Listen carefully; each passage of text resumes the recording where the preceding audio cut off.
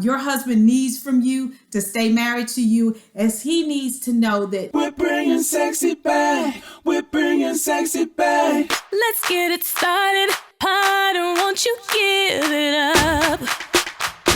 Hello, beautiful lady. Yes, I am talking to you. It is Thursday, and you know what goes down here on Thursday. Wife Life with Dr. Gail goes down here on Thursday. So do me a huge favor.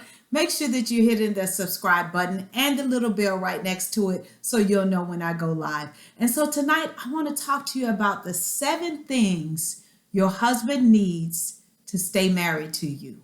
Yes, the 7 things that your husband needs to stay married to you.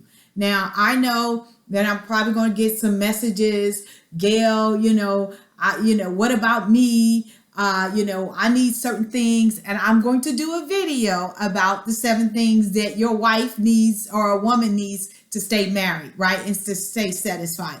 But, I had a great conversation with Gil the other day, and I was just asking, questions because, again, I try to not give you guys information or talk about stuff that I'm not executing in my own marriage, because I am definitely about being about it and not talking about it. And so I was just asking him some questions, and I came up with these 7 things because these are the 7 things that he says that I do in order for him to stay married to me, right? And so I'm going to do the 7 things that I need from him to stay married to him. And so hopefully it'll be a give and take thing. So these are the 7 things that my husband said that he needed, and most men need it. And again, there's always exceptions to the rules. So don't say, Gail, that's your husband and that's what he needs, but I need this. I get it. I'm just talking in general, right? And so again, I'm just giving us women a male's perspective from a man that I'm married to for 33 years, okay? And so the first thing that your husband needs from you to stay married to you is he needs to know that he is your provider, right? That he can take care of you. And I used to be such a advocate, and I still am an advocate for a woman who can take care of herself, that knows her self-worth, and that brings something to the table. It's nothing wrong with that because I'm able to sustain myself and take care of me or whatever. But at the end of the day, Gil is the head of my household, and he is my provider along with God. God first, then Gil is my provider. And he needs to know that. And he does not need a woman telling them, even if you might make more money or whatever, telling them that they are not a good provider, because men need to know that they can provide and sustain you, right? And years ago, I used to make 3 times what Gil makes now, right? And I used to be a big mouth and tell him on a regular basis that I made more money than him or whatever. And what I did not know is that I was hurting my marriage. I was hurting his ego. I was hurt,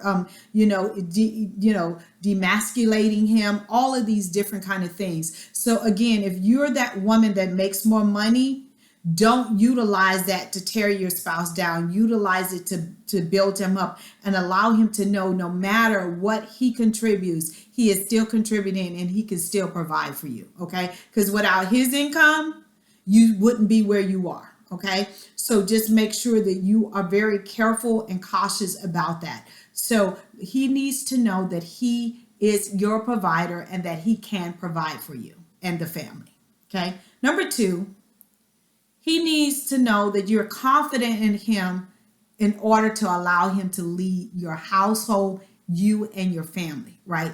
He needs to know that you trust him to lead, right?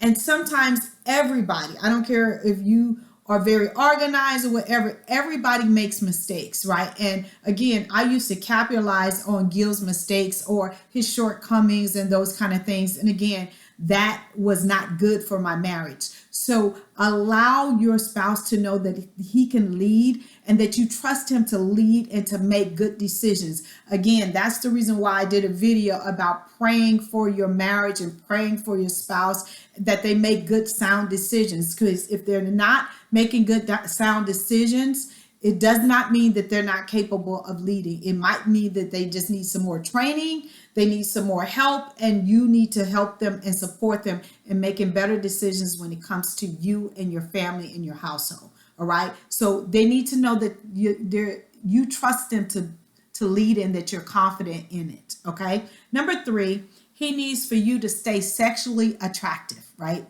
And as we age, we're all going to change, and he's probably changed as well. But do your best to stay sexually attracted to to your spouse, right? Take care of yourself, take care of your grooming, make sure that you look your best, make sure that you're not always walking around looking frumpy and whatever, because again, men are visual and they're inundated every single day about what's beautiful, what's sexy, what's hot, or whatever. And he chose you. So be that girl. Be that girl, okay? Number 4, he needs to be loved, and he needs to know that he's enough for you, right?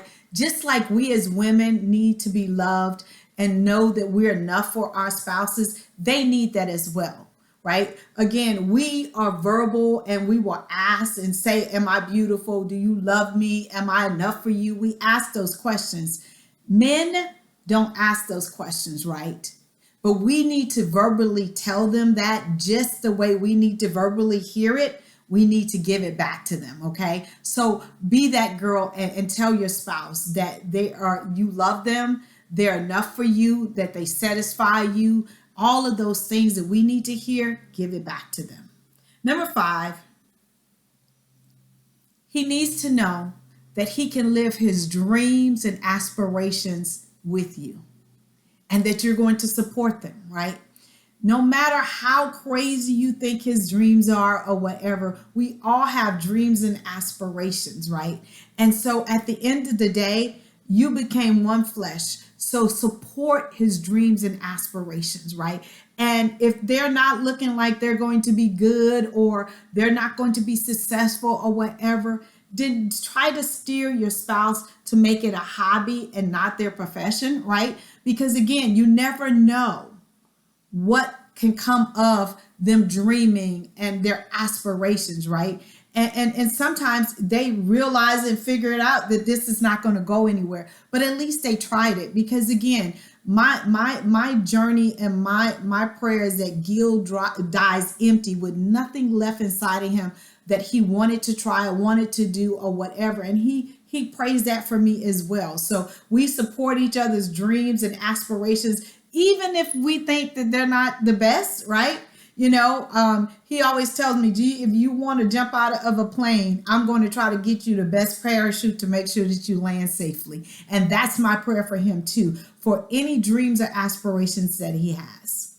Number 6, that you don't compare him to other men, to other couples, and that you accept him fully for who he is and what he brings to the table. And this is a hard one, especially when you see people that you admire or couples that are growing and doing great things. And maybe it's that your girlfriend's husband opens the door for her and all those kind of things. And you want that for yourself and your spouse, right? And you keep mentioning, I wish you would open the door, look at so-and-so husband or whatever. Remember, that's their marriage and that's their husband. Yes. Is it anything wrong with mentioning, I would really like for you to do this? But if he does not do it, it's just not part of who he is. But he probably does things for you that other wife is telling her husband that she wished that, he would do like your husband. So don't compare him to other men and try to make him be someone else's, husband, because he's him. He's not them. Okay. And that's hard sometimes, especially when you see good in certain couples and you want to emulate that in your own marriage. But build what is feasible for you and your spouse and what you both feel comfortable for, right? And number 7, he needs to know that you're his ride or die girl, that you're with him in the trenches, whether it's good, bad, happy, or sad, right? And yes, are we going to disagree on different viewpoints and how things are executed? Absolutely, because we're two individual people, but we shouldn't always be at odds, right? Shouldn't always be ready to flee when things get hard, right? He needs to know that you're going to be there no matter what. When people are jumping ship on him, that you're still there to support him, right? And I'm not saying support him for some shenanigans and breaking the law and those kind of things. I'm not saying that, but what I'm saying, just everyday life, he needs to know that you're there and that you're not always threatening to leave or divorce if you're not getting things done your way, if he's not arising to the occasion that you think he should do, if he's not bringing in the amount of money that you think he should bring in, all of those different kind of things that we put pressure on men that we don't even realize is not building them up and making them better, but it's literally tearing them down. Okay, I love you guys to pieces. I pray that this has been helpful and it opens your eyes just to some things that will help you grow and stay in your marriage for years to come.